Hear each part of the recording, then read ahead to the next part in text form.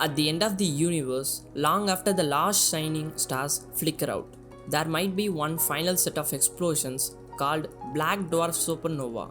These dazzling blasts will herald in the everlasting darkness as the universe sinks into dormancy, a new study suggests.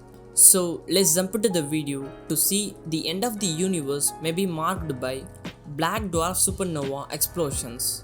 We publish good content videos every day. If you're not subscribed to the channel since, don't forget to tap the subscribe button below, otherwise I will hypnotize you. These newly proposed supernovas are a special breed that have not yet happened anywhere in the universe. Black dwarf supernovas might be the last events that happen in the universe, which by then will be a largely empty place where the temperature approaches absolutely zero. Star lives and deaths are determined by their mass. Large ones, 10 or more times the mass of the Sun, explode as supernovas and can become black holes. But smaller ones, which don't produce heavier elements through the nuclear fusion at their cores, end their lives as small, dense husks of stars known as white dwarfs.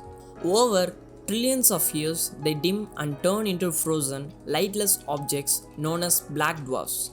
A new paper to be published in the journal Monthly Notices of the Royal Astronomical Society describes how these black dwarfs may ultimately release the final bits of light in the universe as they explode as supernovas.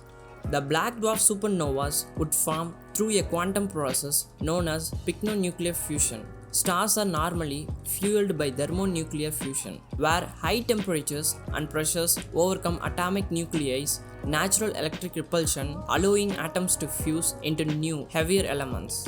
But in the pycnonuclear fusion, quantum tunneling allows atomic nuclei to get closer to each other than they normally would. Pycnonuclear fusion can thus very slowly turn the elements in the white dwarf into ion, the last element that can be created by fusion. These reactions take an insanely long time, said study author Matt Kaplan, theoretical physicist at Illinois State University. You could wait a million of years and not see a single fusion reaction in a black dwarf. By comparison, the Sun fuses more than 1038 protons per second. To convert a black dwarf into iron by pycnonuclear fusion would take a mind-boggling 10,100 and 32,000 years. If you wrote out all the zeros in these numbers, they would take up the length of a paragraph to a whole book chapter, respectively.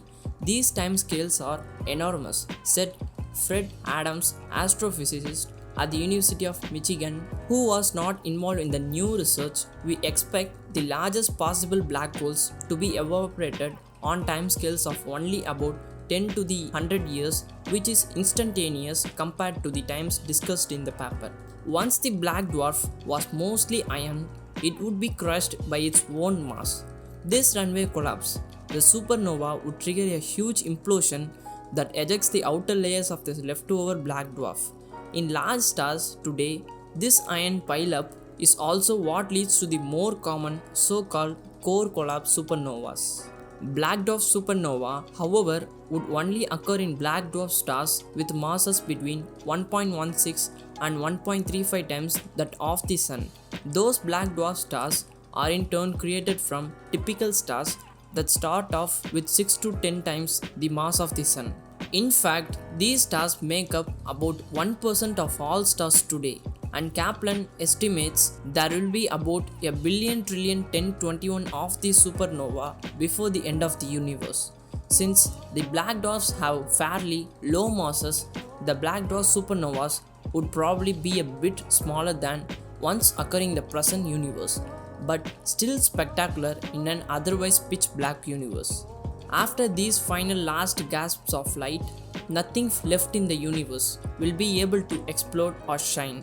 So, while the universe will seemingly end in ice, there will be a spark of fire along the way. So, I hope you guys enjoy this video. Please make sure to click the like button below this video and subscribe to the channel.